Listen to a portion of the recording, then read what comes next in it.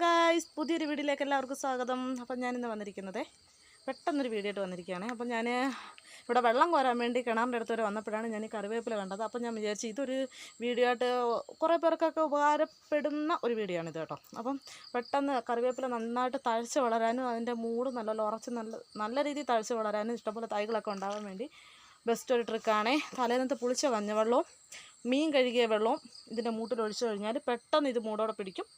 ഇഷ്ടം പോലെ ഇതാവുകയും ചെയ്യും. ഞങ്ങളുടെ വീട്ടിലൊക്കെ ആണെങ്കിൽ ഒത്തിരി വട്ടം നമ്മൾ കൊണ്ട് നട്ടിട്ടും ഇതുവരെയായിട്ടും അത് മൂടോടെ പിടിച്ചിട്ടില്ല. അപ്പം ഇപ്പം എന്തുവാന്ന് പറഞ്ഞാൽ ഞങ്ങളിപ്പോൾ കുറച്ച് നാളുകൊണ്ട് ഈ നട്ട് എൻ്റെ ഭർത്താവിൻ്റെ അമ്മയാണ് പറഞ്ഞു തന്നത് കറിവേപ്പിലേക്ക് നല്ല വളം ഇത് കഞ്ഞിവെള്ളവും മീൻ കഴുകിയ വെള്ളമാണ്. അപ്പോൾ ഇത് രണ്ടും ഒഴിച്ച് നല്ല അടിപൊളിയായിട്ട് കിളിച്ച് നിൽപ്പണ്ടേ. കണ്ടോ കണ്ടോ ഗായ്സ്, കണ്ടോ കണ്ടോ കണ്ടോ കണ്ടോ കണ്ടോ ഗൈസ്. അപ്പം ഞങ്ങളുടെ ഇവിടെ ഇപ്പം കല്യാണത്തിനും അതിനും ഇതിനൊക്കെ ഞങ്ങളുടെ ഇവിടെ വന്നായിരുന്നു ഒത്തിരി പേര് കറിവേപ്പിലയ്ക്ക് വേണ്ടി ഇവിടെ വന്നാന്ന് മേടിക്കുന്നത് ആവശ്യത്തിന്. ഇവിടെ ഒത്തിരി ഇവിടുന്ന് ഇഷ്ടം പോലാണ്ട് ഇതൊക്കെ ദാണ്ട് ഒടിച്ചൊടിച്ച് വെച്ചേക്കുന്നതാണ് ഗൈസ്. കണ്ടോ ഇതിൻ്റെയൊക്കെ തലപ്പ് പിച്ചിയാണ് കണ്ടോ, ഇതെല്ലാം പിച്ചി പൊട്ടിക്കിളിക്കുന്നതാണേ.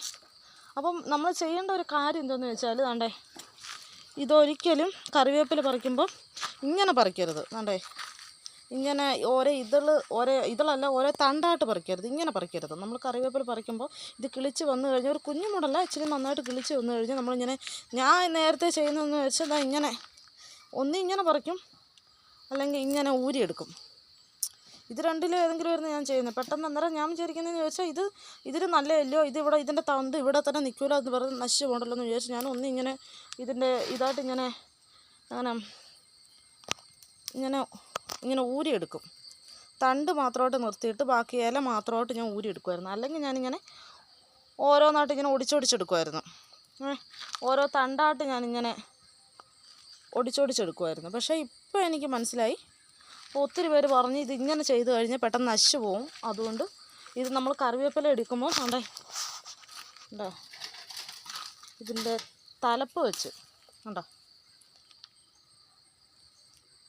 ഇതിൻ്റെ കിളുന്ന ഭാഗം ഇങ്ങനെ ഒടിച്ചെടുക്കുകയാണെങ്കിൽ പെട്ടെന്ന് പൊട്ടിക്കിളിക്കും. അങ്ങനെ പൊട്ടിക്കിളിച്ചാണ് ഗൈസ് ഇത് മൊത്തം ഭയങ്കര ഒരു കൂടാരം പോലെ ഇങ്ങനെ വലിയൊരു മരമായിട്ട് ഇങ്ങനെ കൂടാരം പോലെ നിന്നിരുന്നതാണ്. അപ്പം നമ്മൾ എടുക്കുന്ന മൊത്തം ഇങ്ങനെ കണ്ടോ ഇങ്ങനെ ഓടിച്ചാണ്. ഇപ്പം ഇവിടെ അടുത്തൊക്കെ കല്യാണത്തിനോ അല്ലെങ്കിൽ എന്തെങ്കിലും ആവശ്യത്തിനൊക്കെ ഒത്തിരി പേര് വന്ന് ഇവിടുന്ന് തയ്യും ഇതെല്ലാം കൊണ്ടുവന്നാൽ ഇങ്ങനെ ചീരക്കൊക്കെ ഉള്ള തോരനൊക്കെ വെക്കാൻ വേണ്ടിയാണ് ഇതുപോലെ ഇങ്ങനെ ഇങ്ങനെ ഒടിച്ചൊടിച്ചാണ് കൊണ്ടുപോകുന്നത്. അപ്പം എല്ലാവർക്കും ഉപകാരപ്രദമായെന്ന് വിചാരിക്കുന്നു. അപ്പം അടുത്ത വീഡിയോ കാണാം. ബൈ.